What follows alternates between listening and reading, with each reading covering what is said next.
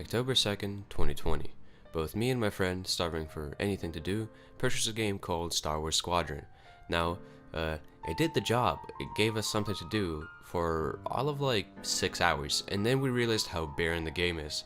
And doing a quick research on the possible new content for the game, I came across this. In an interview with Upload VR, Ian Fraser, creative director on Star Wars Squadron, said, "Never say never, so to speak, but as far as our philosophy goes, we're not trying to treat the game as a live service. We don't want to say it's almost done and then dribble out more of it over time, which to be honest is how most games work these days. So we've tried to treat it in a kind of an old school approach, saying, you've paid the $40, this is the game and it's entirely self-contained. We're not planning to add more content, this is the game, and we hope you understand the value proposition." Now, this made me very disappointed because, for once, I actually enjoyed this little game. The only problem I had with it is the fact that there's all of like 6 maps in 2 modes.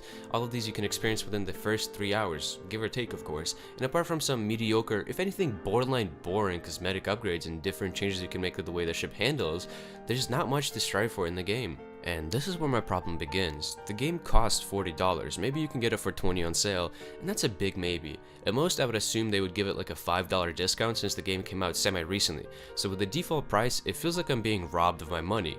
The value proposition Ian talks about is terrible. I mean, you can get No Man's Sky for about $60 full price on Steam, and on G2A you can get it for $20ish. If there's a Steam sale, the game usually goes down to like $20, as always, give or take, and I can tell you right now that No Man's Sky has way more space type content than Squadrons, and No Man's Sky has nothing to do with what I'm talking about. My point is that for what it is and how much it costs, Squadrons just isn't worth its price. There are tons of games that have a better value proposition. I mean, why couldn't they just make this game into a big update for Battlefront 2?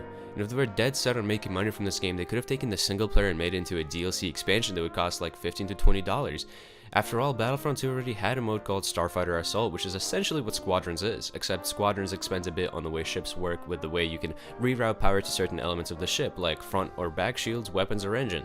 And I think this system is a flawless way to make dogfighting more interesting than just maneuvering and shooting. It takes more of the player's focus away from those actions, making the skill tree in the game more challenging to climb. Yet, I still get bored of the game. No matter how many ships I take down and no matter how my ship is outfitted, I feel that Star Wars Squadrons has been a massive disappointment for me. I mean, apart from Watch Dogs Legion, but that's a different video on its own. And on the topic of Star Wars games, can we please get something more in line with Elite Dangerous or Star Citizen but in the Star Wars universe? I don't want to be some hero saving everybody.